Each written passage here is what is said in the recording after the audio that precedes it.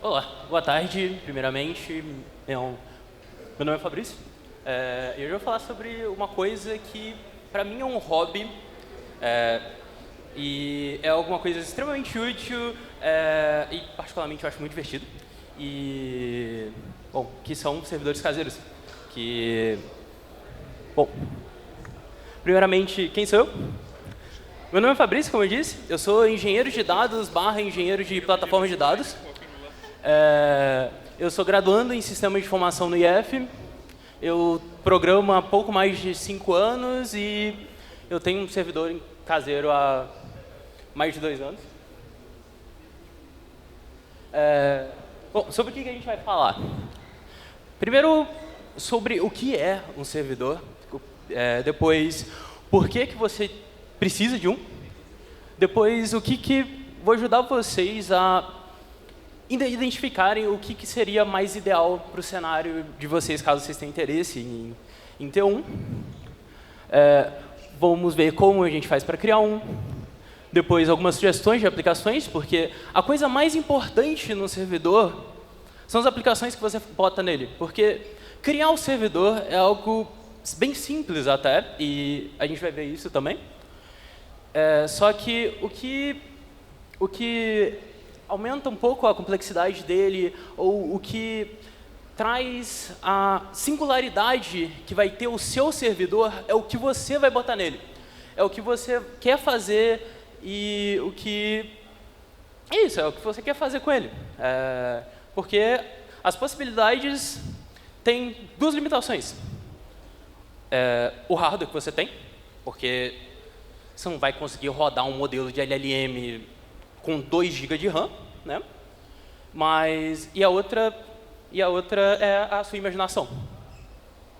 E eu vou mostrar um pouco sobre o meu servidor, sobre o meu primeiro servidor e também o meu servidor de hoje. Bom, primeiramente, o que é um servidor? Depende. Como eu disse, a alimentação é a sua imaginação e o hardware que você tem. Primeiro aqui você tem, acho que não dá para ver direito na imagem, mas isso aqui é um Raspberry Pi. Para quem não sabe, um Raspberry Pi ele tem, depende do Raspberry, mas aqui, se não me engano, é um Pi 3, ele tem 2 GB de RAM.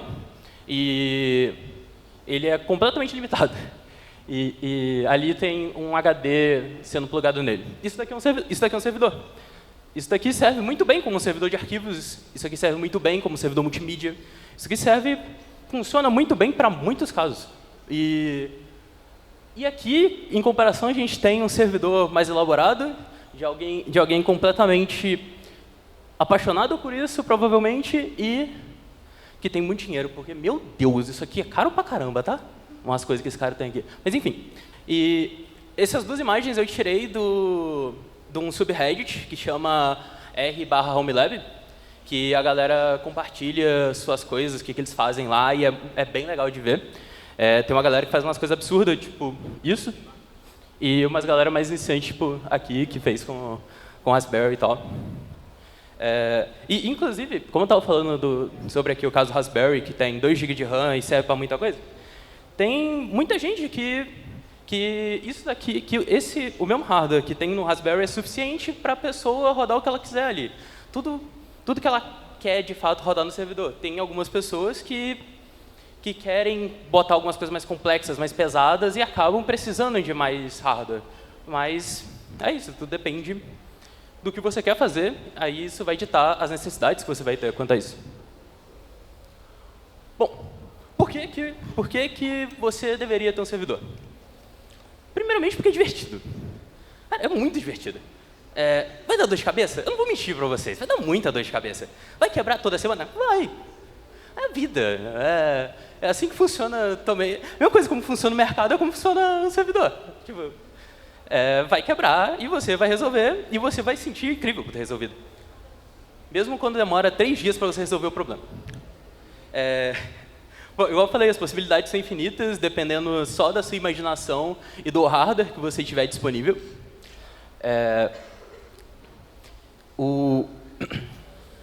E você vai aprender muita coisa útil. Muita coisa. Você vai ter que aprender na marra sobre Linux, sobre rede, sobre Docker, sobre Kubernetes, sobre uma porrada de coisa que você, às vezes, nem ia dar tanta atenção para aprender, ou quer aprender, só não sabe como fazer, e você vai ter um jeito e é isso. Tipo, você vai aprender muita coisa. E assim, pode ser que algumas coisas você acabe não indo atrás de aprender, como, por exemplo, eu não quero fazer as coisas usando Docker, ou não quero usar Kubernetes. Ok, tudo bem. Você não vai ter que estudar isso, mas o resto das coisas, definitivamente, rede você vai ter que estudar. Porque, meu Deus. Porque você vai querer acessar suas aplicações de outro lugar. Você vai ter que, mesmo que seja na sua rede local, né? Aí você vai ter que estudar um pouquinho de algumas coisas. E também, se você tem um hardware parado, por que você não transforma aquilo em alguma coisa útil? O meu primeiro servidor, ele foi um notebook que eu tinha há uns bons anos. Eu já tinha ele há uns 6 anos quando eu montei meu servidor. E ele foi meu servidor até esse ano. Esse ano não, final do ano passado eu precisei trocar de computador e eu dei um upgrade no meu servidor usando meu computador antigo como servidor. Então é isso, assim. Inclusive, hoje o meu antigo servidor ele é um emulador de jogo antigo usando RetroPie. Recomendo, é divertido. Tem algumas coisas que você precisa escolher quando você for montar o seu servidor pela primeira vez, quando você for decidir que você quer fazer isso de fato e você quer montar. Primeira coisa é qual sistema operacional você vai usar. Isso é muito importante porque alguns sistemas operacionais são melhores para algumas coisas do que outras. E no mundo de servidor a gente tem sistemas operacionais diferentes para aplicações diferentes. Por exemplo, aqui eu tenho o Proxmox, que para mim é o que eu uso, é um dos que eu uso na verdade, porque no meu servidor eu tenho algumas coisas nele, depois eu vou mostrar. Mas o Proxmox ele te deixa ter várias máquinas virtuais, ou seja, com o Proxmox você não precisa escolher um só. Você pode ter no seu Proxmox junto com um TrueNAS, por exemplo.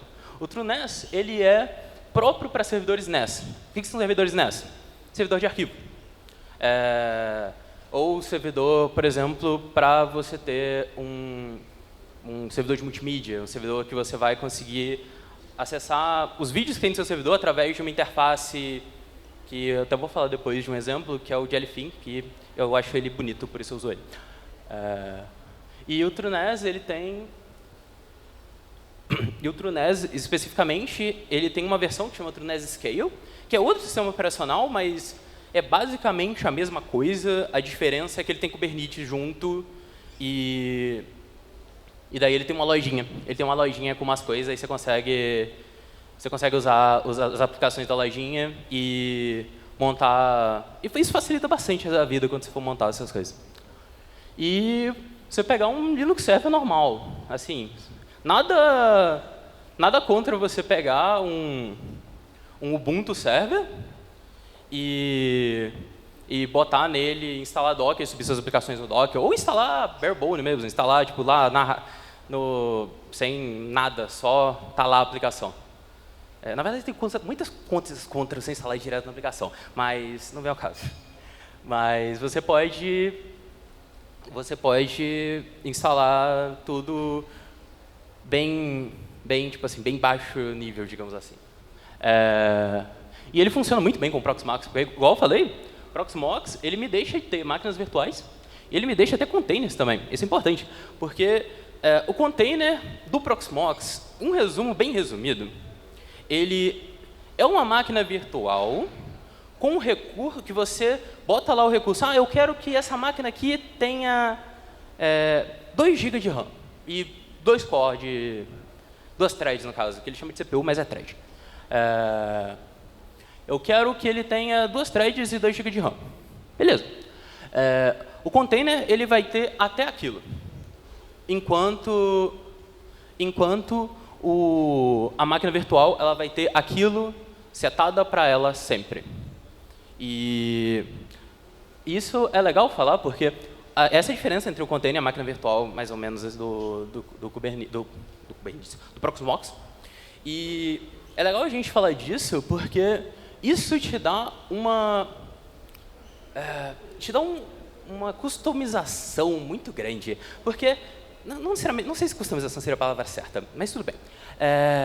Porque, por exemplo, eu tenho aqui essa aplicação X que eu fiz aqui, eu desenvolvi um sistema web aqui, quero subir ele no horário de pico, assim, ele está usando uns 2 GB, mas geralmente, 2 GB de RAM, mas geralmente ele não usa tudo não, geralmente ele usa 500 MB. Ele, tranquilinho, assim, eu estou botando valores meio absurdos, eu sei, mas tudo bem, só para exemplificar. E daí, suas aplicações conseguem compartilhar recurso. E o que é bem legal, tirando as aplicações que você quer que elas tenham aquilo alocado, porque ela tem que funcionar sempre tem que estar funcionando, porque ela não pode esperar ou não pode ficar um pouco mais lenta. O que seria o caso, por exemplo, de botar o TrueNAS ou o TrueNAS Scale dentro do seu Proxmox. Porque ele é um sistema que, se você não conseguir acessar, se ele não tiver o recurso para você conseguir acessar ele, seus arquivos estão lá, estão salvos no HD, mas e daí? Você não consegue acessar aquilo. Você não consegue ver esses arquivos e, geralmente, quando você quer um servidor NAS, um servidor de arquivos, um servidor de multimídia, você quer ter acesso àquilo o tempo inteiro, né? E, bom, e uma menção honrosa ao meu queridinho do CasuOS, que ele não é um sistema operacional, apesar do nome, o que para mim é um pouco contraintuitivo, mas tudo bem. Você instala ele em cima de no sistema operacional que você quiser. Eu usei ele com Ubuntu 20.04 por um tempo, quando eu comecei. E para mim ele é extremamente bom para iniciante, para alguém que só quer botar para rodar e fazer funcionar o mais rápido possível. E, assim, o mais rápido possível dentro das opções que a gente tem no servidor. Mas é isso, tipo... E uma coisa muito legal dele é que você pode... Ele se instala com um comando e você pode rodar ele na sua máquina própria, na sua máquina pessoal, se você quiser... eu só quero ver como é que é esse negócio. Sem compromisso nenhum, não quero usar hardware nenhum para isso. Eu tenho aqui meu computador e eu só quero testar para ver como é que é isso... como é que funciona e tal. Ok. Você pode botar isso na sua máquina pessoal, depois você desinstala quando você quiser e vida que segue. E ele funciona muito bem, principalmente porque ele se propõe de ser uma ferramenta mais simples. Ele roda Docker por debaixo dos panos, então até para algumas coisas mais complicadinhas que você precisaria, tipo algumas coisas que não tem na loja dele, você ainda consegue subir algumas aplicações externas, você consegue subir, aplicações próprias, você consegue subir. E ele é bem legal. O maior problema que eu vejo nele é que você vai ter um IP só e tudo que você vai estar rodando nele vai estar no mesmo IP.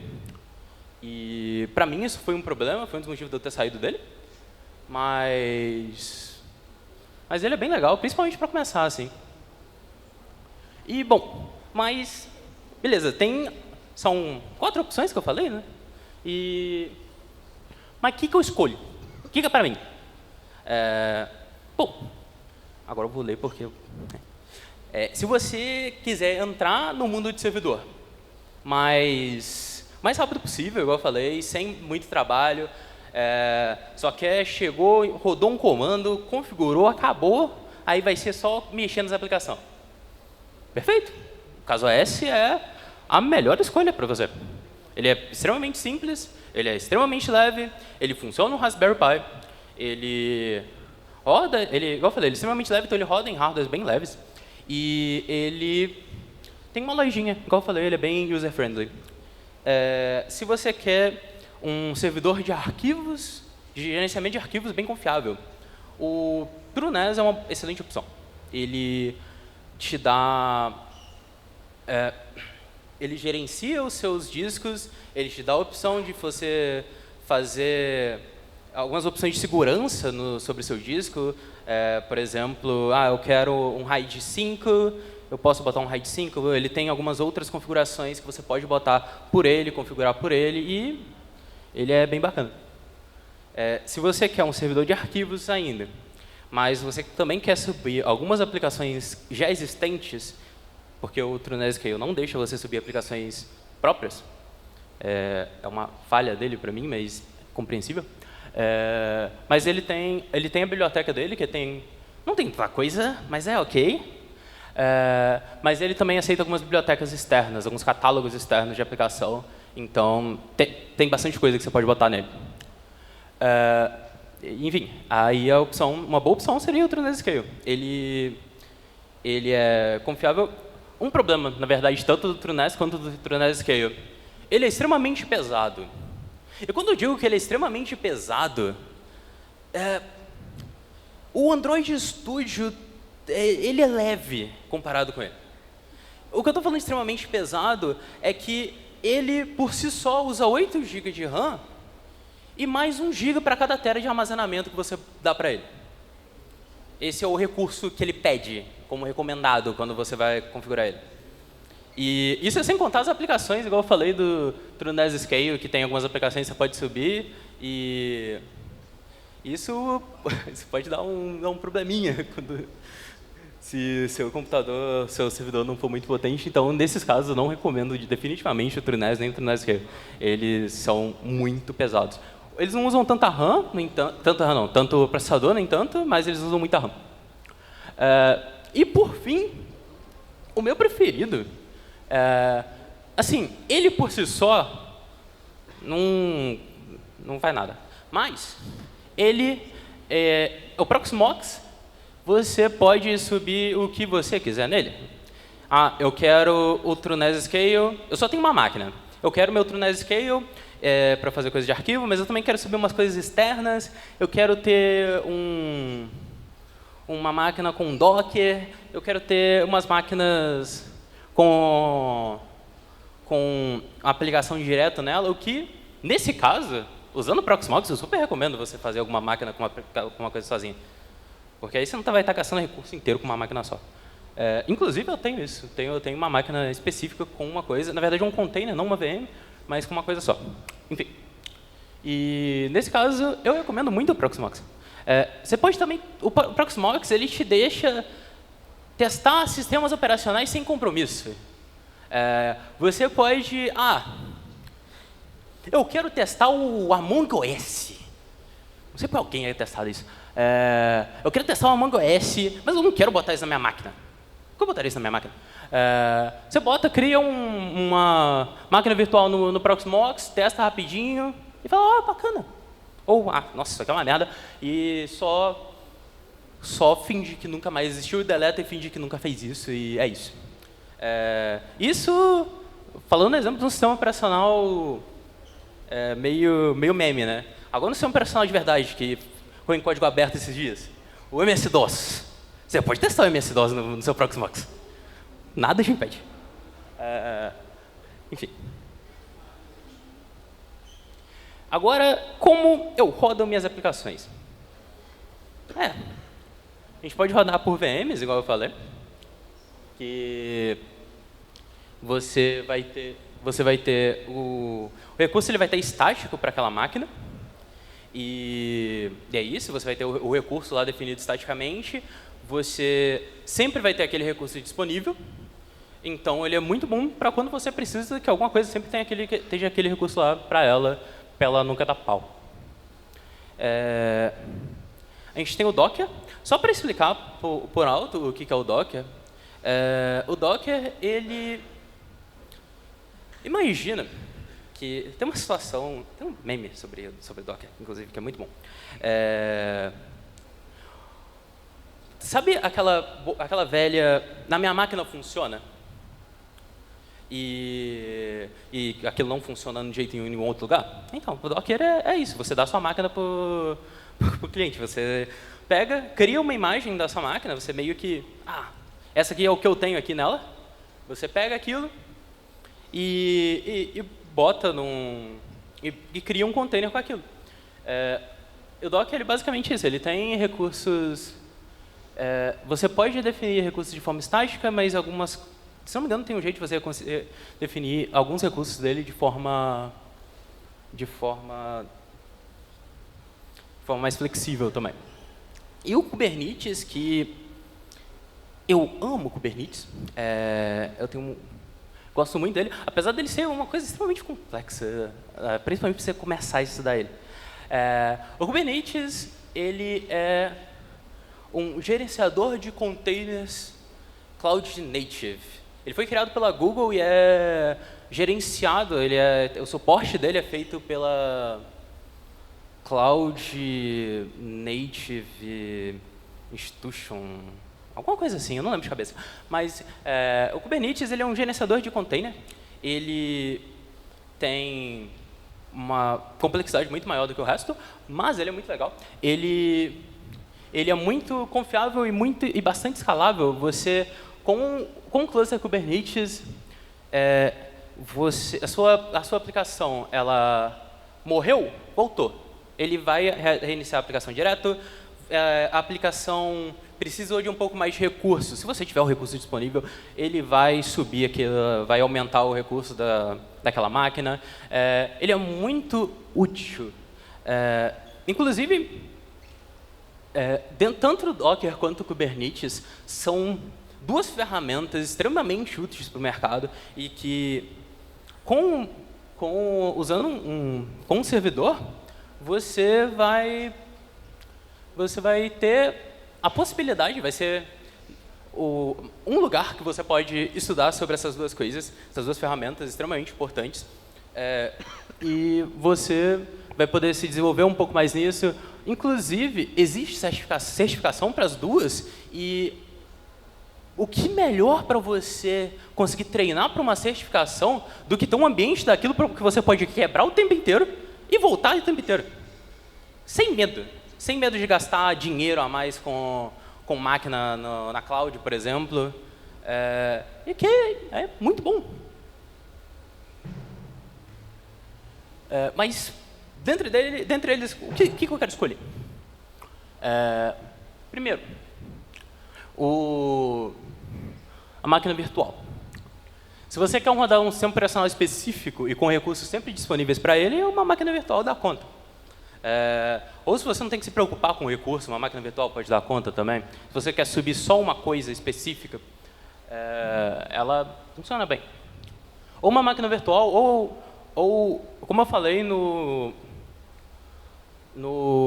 Proxmox, tem como a gente botar container, então, dependendo, tirando a parte do recurso fixo, porque o container do Proxmox, eu falei, tem recurso flexível, ele também é uma excelente opção para, eu quero rodar uma coisa específica, eu quero rodar uma aplicação só aqui, esse IP só vai ter isso, é o que eu quero. Tá bom, você pode fazer isso, usando o container do Proxmox, por exemplo.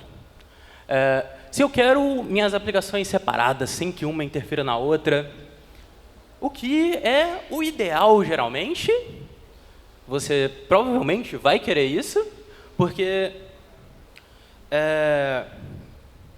vamos lá. Eu peguei e estou usando...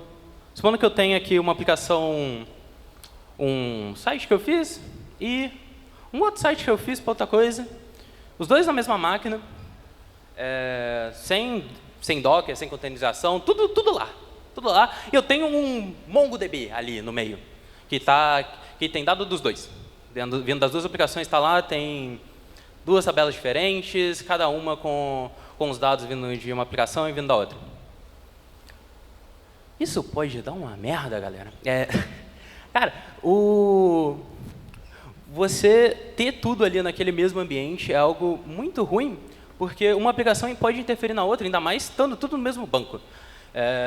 Uma aplicação deveria interferir somente nela. Se eu subir um bug naquela aplicação e sei lá, eu permitir uma falha tipo SQL Injection, que basicamente através da aplicação web alguma pessoa pode chegar lá e botar um SQL lá e ele dá um delete na minha base inteira. Pode fazer isso. Tipo, e se eu deixar tudo na mesma máquina,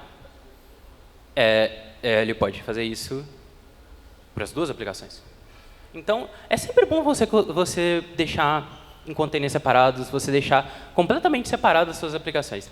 É muito útil. Isso não vale só para servidor caseiro, mas também para sua vida de trabalho. E por fim aqui que eu ia falar é o Kubernetes, que ele está na mesma do Docker em questão de deixar aplicações separadas. Inclusive, o Kubernetes tem alguns recursos muito bons. Por exemplo, ele tem alguns recursos de segredos para você poder ter algumas senhas que você consegue configurar dentro do repositório. Aí você consegue... E tem alguns recursos que algumas outras ferramentas, tipo o Sealed Secrets, que você pode commitar num GitHub os seus segredos, e isso é bem útil. E o Kubernetes ele te dá uma possibilidade de você conseguir gerenciar muito melhor as suas aplicações. E, igual eu falei, morreu, voltou, isso é muito útil, isso salva vidas. Tá faltando recurso, ele escala o recurso se ele estiver disponível. Ele é muito bom, muito bom. Mas uma pergunta que pode surgir mas por que eu quero usar um só? Você não precisa usar um só. Você pode usar todos ao mesmo tempo. Inclusive, é o que eu faço. Eu tenho recursos especificamente em máquinas virtuais, eu tenho recursos especificamente em container, eu tenho recurso em Docker, eu tenho recurso em... Eu tenho aplicação em tudo isso. Eu tenho aplicação em todos eles, caras, e tenho aplicação em container do Proxmox, que depois eu vou mostrar. Mas o que eu preciso fazer para ter meu primeiro servidor? Primeiro, você escolhe a ferramenta que você vai usar. Tipo,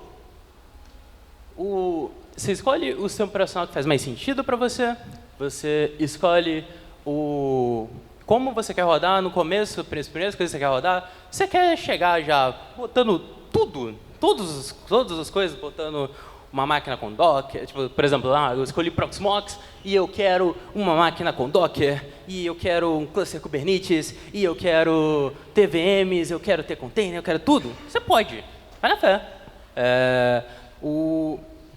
A coisa do servidor, igual eu falei, é que ele é seu. Ele é puramente seu. Ele é completamente customizável. Você pode fazer o que você quiser. Você pode quebrar o quanto você quiser. Assim, geralmente você não quer quebrar, mas você pode quebrar e arrumar ele, enfim. Você instala e configura do jeito que você quiser. E o mais importante é se divertir fazendo isso. Porque, particularmente para mim, a computação no geral, para mim, eu sempre achei divertido. Claro, é uma profissão, é uma área, é um emprego, de qualquer forma. Só que eu faço isso aqui por hobby. Eu não faço isso aqui porque a minha empresa pediu para fazer um servidor. Eu faço isso aqui por hobby. Então, para mim, se divertir é muito importante, porque você vai estar fazendo isso no seu tempo livre. Pelo amor de Deus, você não vai fazer alguma coisa que você não gosta no seu tempo livre, né? E algumas aplicações... Só beber água rapidinho.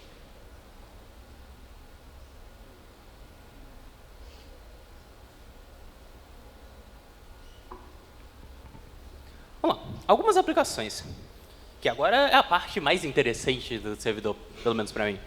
Porque configurar ele, eu posso configurar ele... configurar ele inicialmente é a parte... Isso aqui é divertido. Eu gosto de automação residencial. Eu tenho umas lâmpadas aqui que conectam no Wi-Fi, eu tenho uns disjuntor inteligente, sei lá, tem um monte de coisa. Você vai querer, geralmente, acessar isso tudo de um lugar só.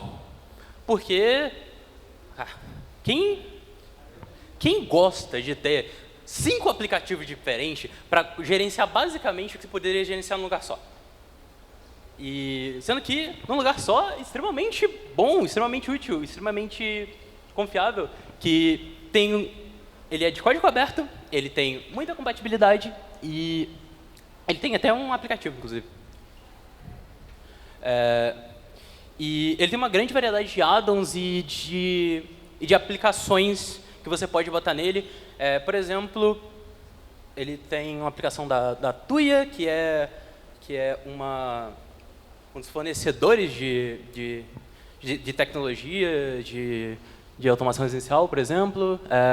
Inclusive, se alguém tiver uma lâmpada da Positivo, você consegue usar as coisas da Tuya nela. Enfim. E uma coisa importante, uma coisa muito legal dele, que eu acho muito legal, é que você pode fazer automações por ele, obviamente, mas você não se limita a automações relacionadas aos sensores que você tem. Por exemplo, se eu quero ligar minha lâmpada de algum cômodo ao pôr do sol, eu posso. Ele tem integração com coisa de clima e você consegue configurar isso. E ele consegue fazer, dependendo do que você tiver de controle, você consegue controlar o uso de energia de algumas partes, dependendo se você tiver umas tomadas inteligentes, você consegue falar, putz, eu não quero que isso aqui ligue tal horário. Ou, por exemplo, eu tenho uma cafeteira normal. Eu deixo ela ligada 100% do tempo, mas a tomada inteligente, eu posso botar ela para ligar num horário específico que eu quiser, para quando eu acordar, meu café está pronto. Sim. E isso, para mim, é muito legal, muito útil. Central multimídia. A central multimídia, e aqui, por exemplo, o Jellyfin. Eu não falei o nome, mas o nome é da aplicação que eu estava falando de automação residencial é o Home Assistant. Se alguém se interessar, pode falar comigo depois que eu passo um canal muito bom de um cara brasileiro que ele faz um monte de coisas de Home Assistant e ele manda muito bem. Central Multimídia. Central Multimídia é uma coisa que muita gente, quando está criando servidor, quer saber, porque você vai ter ali no seu servidor, você vai ter um servidor de arquivos, beleza? Aí nesse servidor de arquivos você vai ter vai ter vídeos, vai ter música, foto, e você consegue acessar tudo num lugar só. O exemplo aqui que eu botei é o Jellyfin, porque eu acho ele mais bonito entre os outros que a gente tem. É simplesmente estético mesmo, porque todos funcionam muito bem. Inclusive, esse cara aqui, ele não funciona em videogame, pelo menos não em PlayStation. Então, tem esse ponto negativo dele, tem outros que funcionam, que tem aplicação própria para isso. Mas, enfim. E você consegue acessar tudo que você tem ali de qualquer lugar. Inclusive, você consegue hostear as aplicações, você consegue botar elas disponíveis na internet e acessar de qualquer lugar. Só que, claro, tendo as devidas prevenções de segurança, por favor. Não queremos deixar nossos arquivos em perigo, digamos assim.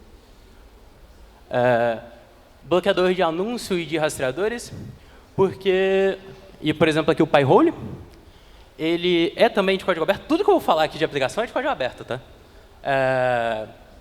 Você pode bloquear anúncios e rastreadores. Um adendo,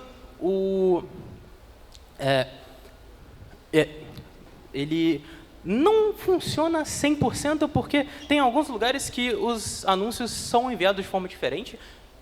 Eu posso explicar isso depois, se sobrar tempo. Mas, enfim, ele é um servidor DNS e ele pode ser um servidor DHCP. O que isso quer dizer? Isso quer dizer que o meu Pi-hole, que é quando uma aplicação minha for entrar quando eu estiver no meu navegador, eu estiver entrando num site, eu vou falar, o Pi-hole, quem que é esse cara aqui? Onde que ele mora? Qual que é o endereço dele? Aí ele vai me falar, o endereço é esse. Aí meu navegador vai pegar, não, beleza, o endereço é esse, tá bom, vou lá. E é isso que ele faz.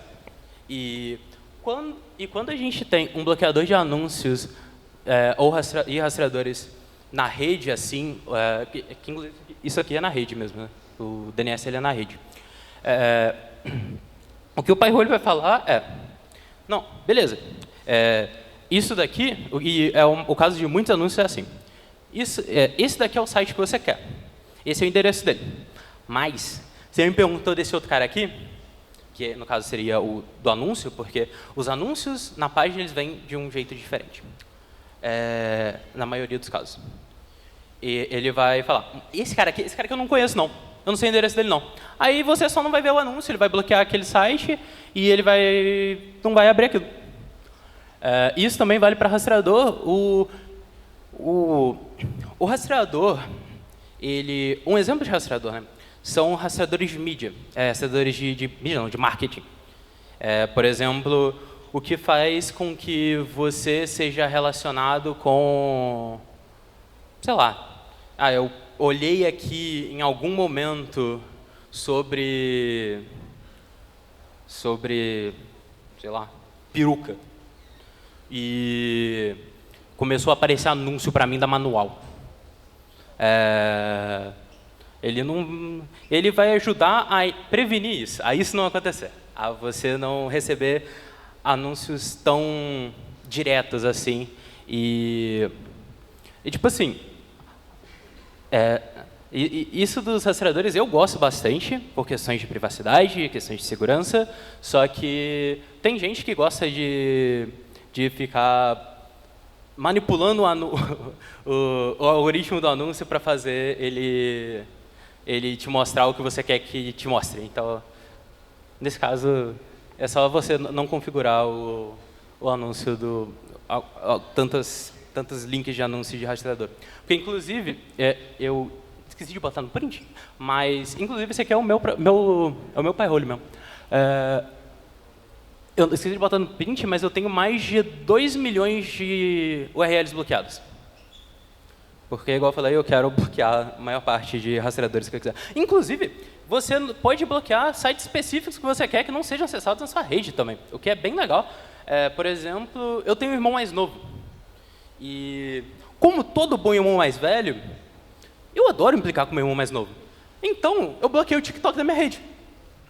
E ele não achou nada divertido, mas eu ri bastante. Depois eu desbloqueei. Mas você consegue fazer isso, você consegue definir o perfil específico. Por exemplo, eu quero que esse dispositivo aqui, ele bloqueie esses caras aqui, mas não bloqueie isso daqui. Você pode fazer isso. Você pode configurar grupos que você quer que possam ser acessados e grupos que você não quer que acessem aqueles sites. O que funciona bem legal. Assim, a maior aplicação que eu vejo disso é de controle parental e para implicar seu irmão mais novo. Então, é isso. O gerenciador de senhas, uma coisa também que eu gosto bastante, que você, por exemplo, uma boa prática é você não usar a mesma senha para tudo na sua vida. Apesar de muita gente fazer isso, ou usar variações da mesma senha. E, para isso, existem gerenciadores de senha. Só que, quando você não paga por um produto, você é o produto. Então, se você usa um gerenciador de senha gratuito, eu particularmente me sinto que... Eu particularmente sinto, putz, estou usando esse gerenciador de senha gratuito aqui e ele está vendendo algum dado meu. É o que eu posso sentir, uma coisa. Justamente por conta dessa frase de que quando você não está pagando por um produto, você é o produto. E aí existe esse cara maravilhoso, que é o Vault Warden, que ele é basicamente um servidor de gerenciamento de senhas para ser usado como Bitwarden, que você pode ter o seu próprio servidor dentro da sua casa, e ele é extremamente leve e ele é feito em Rush, o que para mim é uma grande vantagem, porque eu sou muito fã de Rush. Mas para muita gente pode não ser uma vantagem. Pode ser só... Ok. Enfim. E o que eu gosto bastante dele é justamente eu ter as minhas senhas e não ter ela em lugar nenhum na internet, além de onde eu botei elas para ter. Que é, no caso, o meu vault, né? O meu cofre de senhas. E algumas outras aplicações, só porque... eu vou ser sincero, eu poderia falar de aplicação para servidor por 5 horas aqui, mas eu vou eu vou passar por alto de algumas outras aqui que poderiam ser interessantes. Por exemplo, você pode ter seu próprio servidor de Git. Isso tira um pouco da graça de você compartilhar seu código com os outros, o que eu gosto bastante de fazer. Mas tem quem goste disso, eu acho bem interessante. Você pode subir algumas coisas que você quer que esteja só no seu servidor e você ter só elas lá, alguns fluxos de CI/CD, alguns fluxos de alguma aplicação que você tenha ela só localmente, algo do tipo, pode ser legal. Servidor de jogo, tem vários jogos que tem servidor pronto para isso, que você pode botar ou no seu Proxmox, ou dentro de um Kubernetes, ou dentro de um Docker, e é bacana. Container de desenvolvimento, inclusive eu tenho um container de desenvolvimento na minha máquina, que você vai ter ali um ambiente para você rodar suas coisas que você quiser. Fiz uns scripts ali, botei para rodar, e é isso. E não quebrei a minha máquina. Se eu topei a minha memória, foi a memória do meu container de desenvolvimento, não foi a da minha máquina. Graças a Deus não preciso reiniciar o meu computador. É só o container, que reinicia muito mais rápido que o meu computador, inclusive. Testar SOs diferentes, igual eu falei, aqui eu dei de novo o exemplo do Among Us, mas testar sistemas operacionais diferentes em máquinas virtuais ou em container é legal. Gerenciamento de arquivos. Eu botei aqui o Nextcloud, que ele é uma aplicação bem mais alto nível, digamos assim, mas você pode usar coisas mais simples, digamos assim. Não necessariamente mais simples de você implementar, mas mais simples de funcionalidade, tipo o Samba, que é bem comumente usado em servidores também. E suas próprias aplicações, né? Quem nunca que trabalhe com web, nunca quis pegar, fazer seu site, deixar ele disponível e mandar para alguém. É legal mostrar o trabalho que você fez ali, e ainda mais de um jeito tão simples para as outras pessoas olharem e falarem, olha só que bonito. Ou também você pode ter um blog usando isso daqui, de subir suas próprias aplicações. Funciona legal. Bom, como foi o meu primeiro servidor? Ele foi, como eu disse, um caso S. Eu usava Ubuntu 20.04 na época, porque eu montei meu primeiro servidor faz uns 2 anos. Eu tinha um i5 5200U, 8 GB de RAM DDR3 e 1 TB de HD. Só que eu tinha 1 TB de HD, de um HD que já estava todo cagado. A cada 2 semanas eu tinha problema com o meu HD, porque, sei lá, que inclusive ele era um notebook da Samsung, ele estava com a bateria viciada, e o cabo dele não estava muito legal, aí se eu encostava no cabo, ele desligava abruptamente, e ele dava problema no HD, o HD dava pau. Aí eu tinha que, a cada 2 semanas, ir lá, entrar no TTY dele e arrumar o HD cagado que tinha nele. Foi um dos motivos de eu trocar de servidor também. Foi muito importante. Enfim, e nele eu tinha um servidor de multimídia, um servidor de arquivos, o DNS com Pi-hole, um coisinho de automação residencial e um gerenciador de senhas.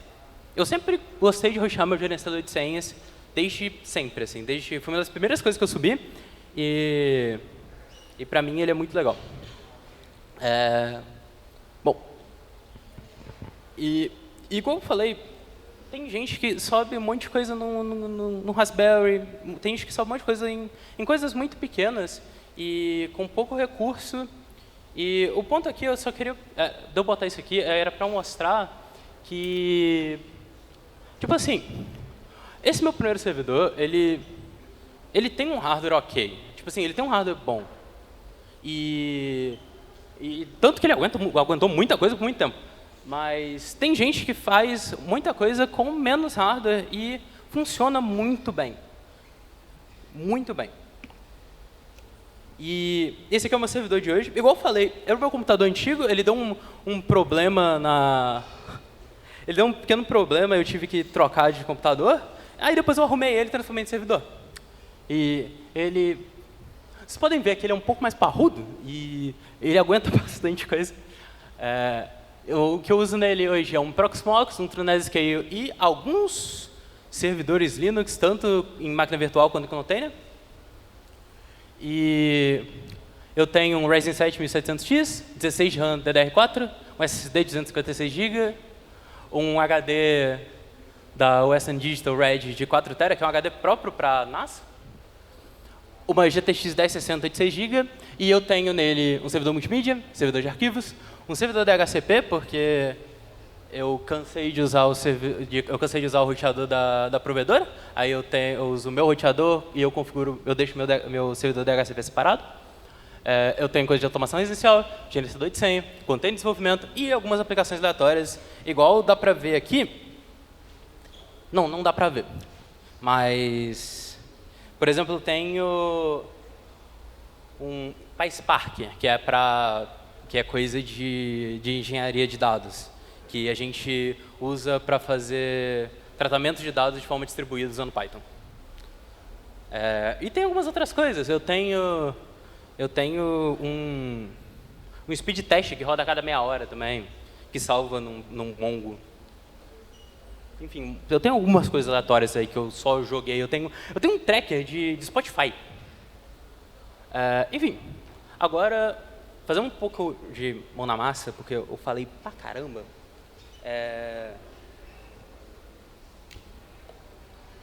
Eu queria mostrar rapidinho como pode ser simples a gente montar um servidor. No meu caso aqui, eu vou estar usando o meu Proxmox, porque eu vou estar acessando lá de casa, né? Vou fazer isso no meu computador, quer dizer, através da internet pelo meu servidor. E, bom, vamos lá.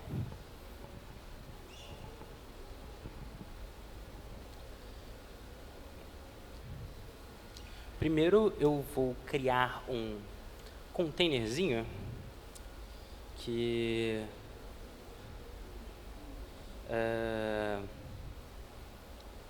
tá bom.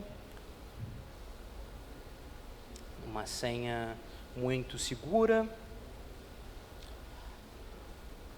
Beleza. Template. Vamos botar um Debian 11. Tá. 8 GB de disco tá bom. 2 core. Vou botar 2 GB de RAM. E uma coisa muito importante aqui, que eu não posso esquecer. Claro.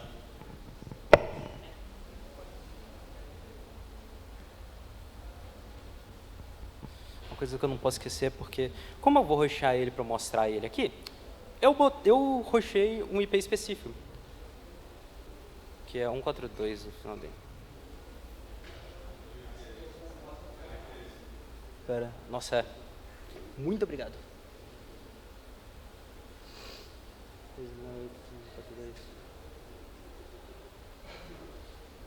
E eu não posso esquecer o gateway, senão eu não consigo acessar a internet dele. 31.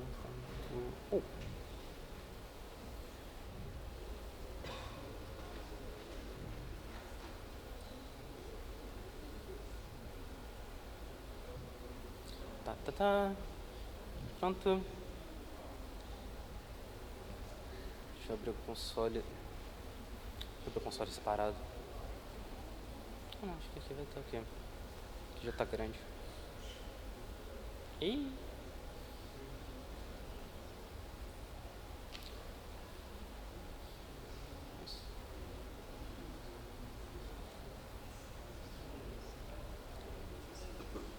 Usuário e a senha. Tá bom.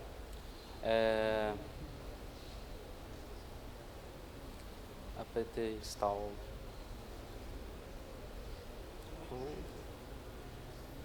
E claro. Claro.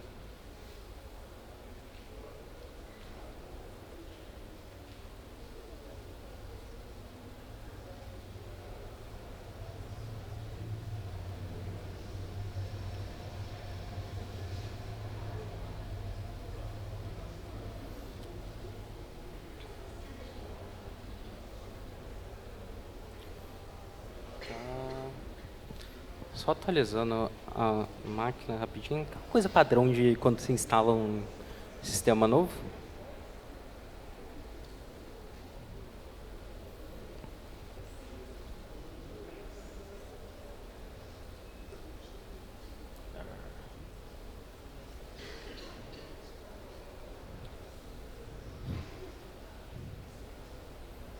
Foi. E agora eu vou pegar aqui na apresentação o comando do CasaOS.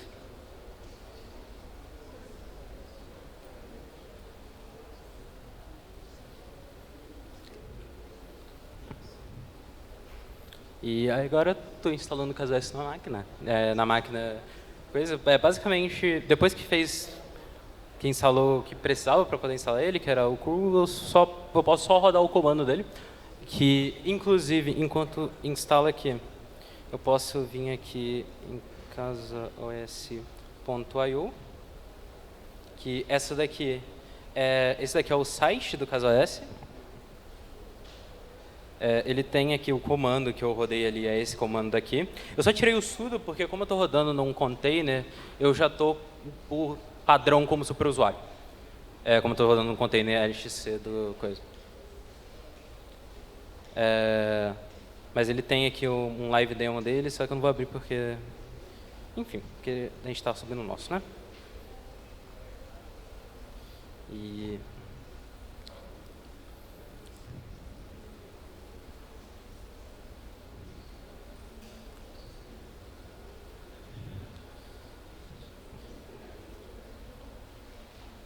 é claro que ele ia falar. Porque nada funciona quando a gente quer mostrar ela funcionando, não é mesmo? É assim a vida. Ainda bem que... mas é basicamente aquilo que tem que fazer, tá? Provavelmente deu algum problema na minha rede lá em casa. Enquanto ele estava instalando. Mas ainda bem que eu subi antes um CasaOS de backup, porque eu sabia que alguma coisa ia dar errado, não é mesmo? Então, basicamente, para configurar ele, vim aqui, a gente seta um usuário e uma senha muito segura. E eu não digitei mesmo a senha, né? Pronto.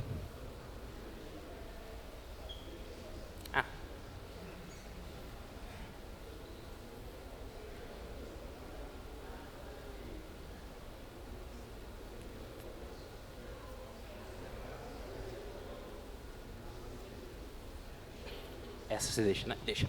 Tá bom. Não, quero isso não. Tá bom.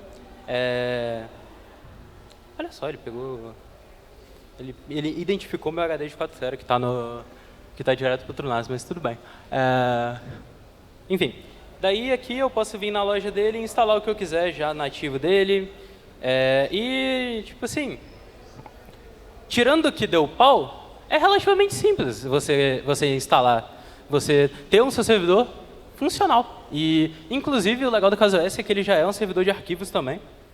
Só que o meu aqui, ele não está... Apesar dele ter identificado aqui o meu HD que está no TrueNAS, ele não consegue mexer lá dentro. Então, enfim. E é basicamente isso. É bem... simples, você já vem direto, você já configura com uma linha de comando. Você tem um servidor de arquivos funcional, uma loja de aplicativos, uma máquina com Docker, que você pode subir aplicações dela ou aplicações externas. E é isso.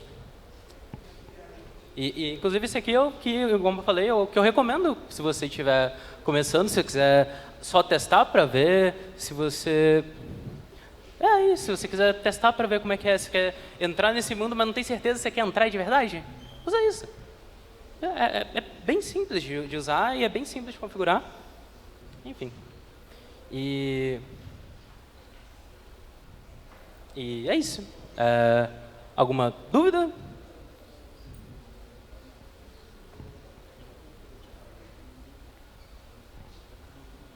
Alguma pergunta, galera? Só levantar a mão que eu levo o microfone.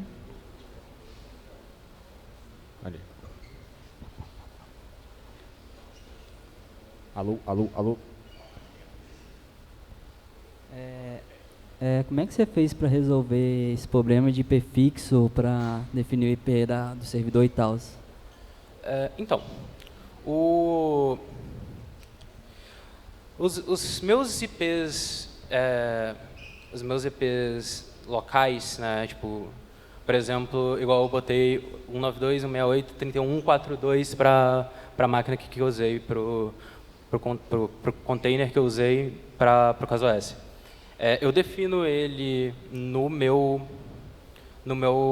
Proxmox, ou eu defino ele no meu DHCP, que é o meu Pi-hole, que não está roxado, porque eu não vou deixar roxado uma coisa com todos os meus dados de rede, né, eu não acho muito seguro.